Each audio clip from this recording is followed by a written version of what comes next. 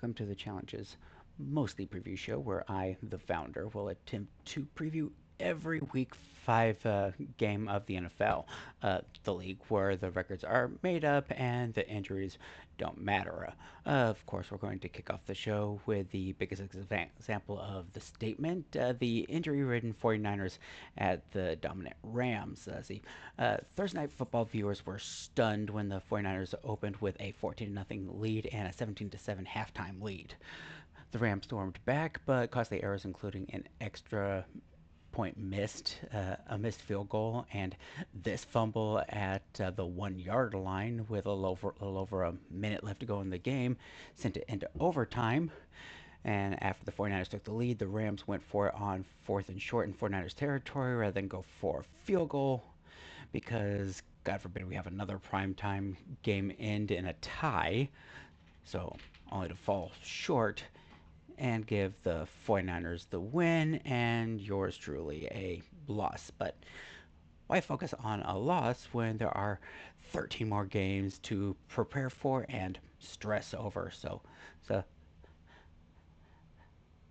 let's get started with the spectacle taking place between the Browns versus the Vikings. Indeed, the NFL carts in its gridiron circus across the pond, where we Brits get front row seats for this pigskin classic. Excuse me, no foot stomping, please. It's not that kind of football match. Let me say it in this way. Imagine Tottenham Hotspur Stadium branded with purple and brown banners fluttering in the wind, rather like seeing the Arsenal and the Spurs merge for a half season. It is one I fancy the Vikings in this friendly match at the pitch. The Texans and Ravens will be one of two games today featuring 9 players listed as out, 7 of them being on the Ravens, including Lamar Jackson. Gotta say, I was leaning towards the Ravens, but Cooper Rush is no Lamar because he's not like us. Okay, I'll admit that one was cringy, but whatever. I'm moving on. I'm picking the Texans. Going to get through this preview of two teams that have a total of 2 wins between them because the punchline in this one is too funny. The Panthers will be without one of its few skilled players in Chuba Hubbard, but one of the Dolphins players that is out is named Storm Duck. That's right, citizens of Miami, he's here to save the Dolphins from its playoff hopes. But since he's out today, he will be unable to fulfill his duties and the Dolphins will win. The Raiders at the Colts. Oh no, Brady Quinn is coming in to take Mark Sanchez's job. Plot twist. Someone got shanked. But plot twist number 2, it's not 2013, it's 2025. And plot twist number 3, we haven't even got to the point to where we talked about the game yet, and you've probably already forgotten about that part by now. Well, despite missing Kenny Moore and Alec Pierce being out, I'm simply just calling the Colts winning. So the Giants at the Saints, sure, great. Jackson Dart overcomes a top defense, loses a key part of his job for the season, and a Swiss Army knife player is returning, but of course that player is for the other team. So while it is with some uncertainty, I'm picking the Giants. For the Cowboys and the Jets are still winless, and despite CeeDee Lamb being out, the Cowboys have become the George Pickens show. I expect more of the same with more holes than a Shia LaBeouf Disney movie. So, Cowboys win.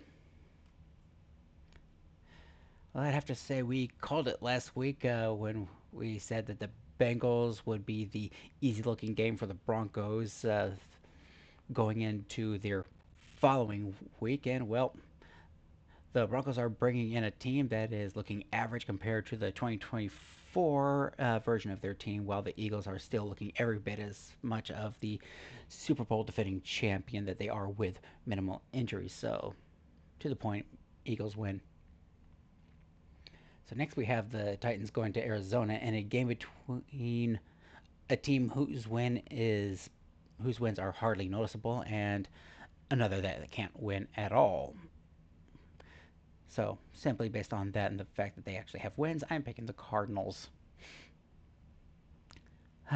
Okay, just give me a moment here to admire the artistic perfection that is the 76 retro Seahawks and Buccaneers jerseys that they'll be wearing. All right, there's a game to be played.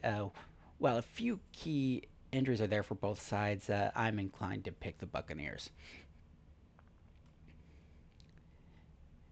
It's Lions and Tigers, and the Bears have the week off. So, but in seriousness, the Bengals haven't shown enough to validate its two wins, and the Lions haven't shown that they are less than the one loss they've had to the Packers. So, Lions should win this one easily. So, while Scary Terry may be missing, Jaden Daniels will be back, which means this is going to be an offensive battle that should have been featured for Sunday night with how how offensive and high scoring I expected to be. It should be really good, but instead, yeah, we got it during the afternoon game, so I'll have the Chargers winning this one.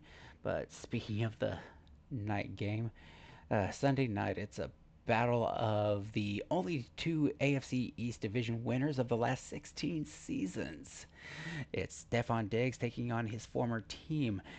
It's the only two things I have that I find interesting in this divisional primetime matchup, so I'm taking the Bills to win this one easily.